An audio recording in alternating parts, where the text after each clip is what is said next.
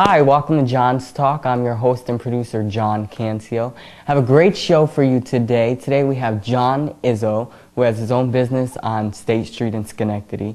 He's joining us today, and we're going to talk about karate and kung fu and where it originated, and maybe you can show us a little bit today, right? Thank you for joining me today. Pleasure to be here, John.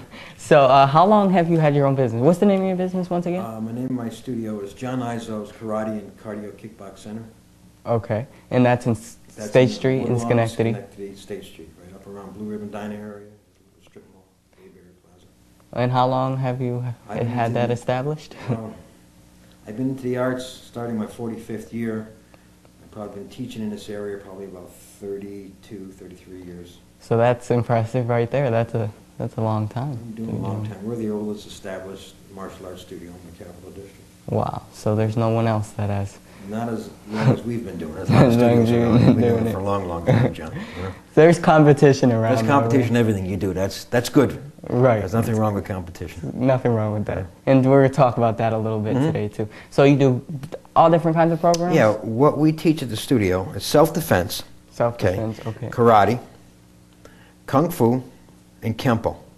So we're basically learning 3 different arts, even though we consider self-defense a little different, but it's not. If you're learning the real martial arts, you're learning a lot of self-defense, because that's what this is basically for. Right. It's for defending yourself against somebody that's trying to physically hurt you. Before we get into that, though, I just want to ask you, how did you get into this? How did you discover this? Well, good question. I was about 12 years old. About 12 years old? And I went down to the YMCA down there, and I used to go down there and run around the track, you know, lift little weights and kids do at the time. Right. And I saw a class in the martial arts, and it fascinated me. And my father used to be a boxer, so him and I used to be a boxer. So we used to box, and I brought him over and I showed him the kicking and the punching. And he says to me, "That's really good." He says, "You should learn it." So from that point on, You started taking lessons? Get into the martial arts from that point on. Really? Yeah. So it was fun as a child too, right? It was, you know, it was really good because I had my father on one end supporting me because he was an athlete, and he saw the martial arts and says, "You have 4 weapons instead of 2. Boxers have 2 weapons, 2 hands, so you have 2 feet, 2 hands." So he was an influence. Yeah, so he helped me a lot in that area right there. Helped you a great deal. I would say so. Yes, he did. Now, growing up, did you have to ever use this? Did this help you? Yes, I can honestly say to you that wasn't for the martial arts, I probably wouldn't be here today.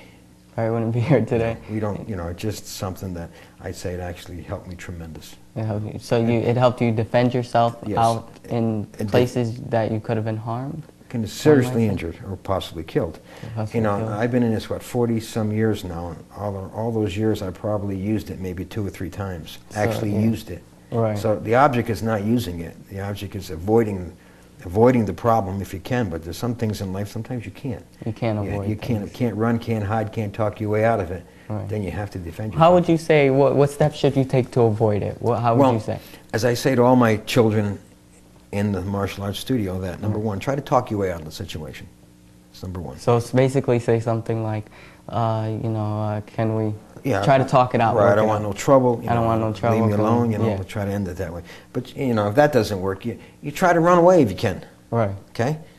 And if that doesn't work, you try to hide. You try to avoid anything you do to have any confrontation with that individual. Right. Now, but there's times that you can't. Your back is going to be against the wall, as we say, and the person is physically going to try to hurt you, hit you with something or punch you. And obvious, you're not there to be somebody's punching bag. So you have the right to defend yourself. So it's all about defense. It's not about going out and picking fights. That's the least of your problems. Right. You don't want to do that. And there are people who take advantage of it. Well, naturally, there's people that abuse everything they know. Now, if I want to go out and abuse what I know, then I'd be down in jail all the time, right? I would imagine so. Right, so that's not what it's about. Right. I've worked in law enforcement for years. I was a volunteer police officer for years in the county and deputy sheriff. I was a deputy for quite a while, volunteer deputy. In the military, I was military police. So you can get into trouble really easy. So the object is avoiding trouble.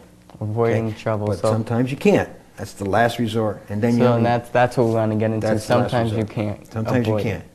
So what should you do then? Again, you use as much force as it's necessary to stop the situation.